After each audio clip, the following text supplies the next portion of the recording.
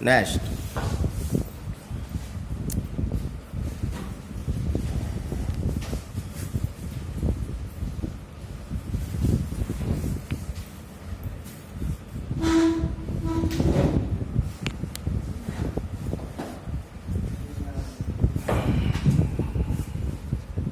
महोदय, राष्ट्रीय एकता परिषद सब राज्य सरकारों का प्रतिनिधित्व करती है।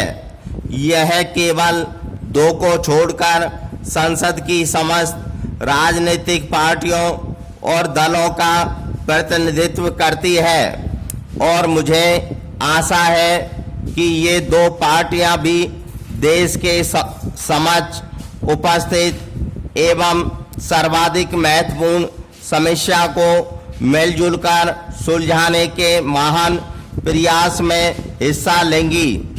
इसमें मजदूर संघों, वाणिज्य और उद्योग, शिक्षा शास्त्रियों और उन लोगों के प्रतिनिधि हैं जो राष्ट्रीय एकता के लिए स्वेच्छा से काम करते हैं। जब सन 1962 में पहली राष्ट्रीय एकता परिषद का गठन हुआ था तब कुछ निर्णय लिए गए थे।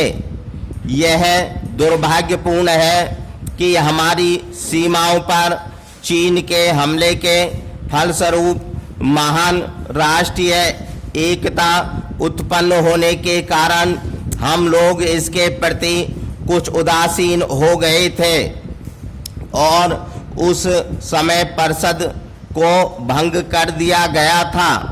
यह पुनर्गठित परिषद सार्थक तरीके से कार्य करेगी और एक स्थायी संगठन बन जाएगी। पैरा, आप सब लोगों ने यह ध्यान किया होगा कि इस सम्मेलन के बारे में कुछ लोगों के कुछ बातें कही हैं और परिषद के पुनर्गठन के बारे में कुछ शंकाएं प्रकट की गई हैं, लेकिन देश के बड़े हिस्से ने इस कार्यवाही का स्वागत किया है।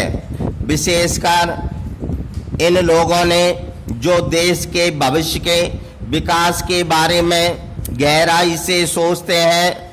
मैं आप सबको यह आश्वासन देना चाहती हूं कि यह बैठक बुलाने का हमारा दलगत उद्देश्य नहीं है।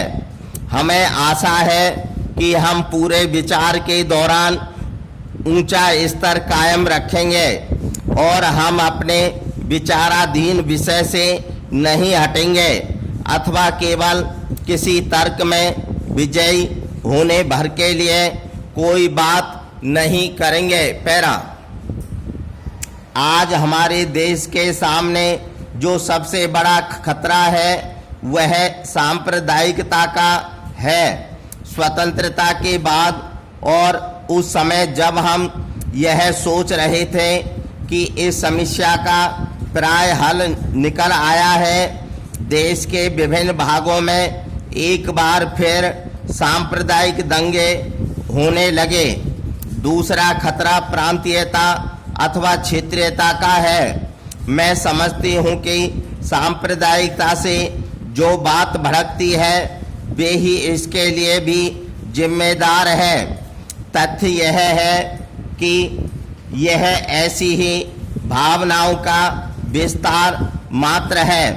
राष्ट्रीय एकता को जो एक और खतरा है और जो संभवतः अन्य खतरों को जन्म देने वाले कारणों में से एक है, यह देश में आज भी मौजूद असमानता है।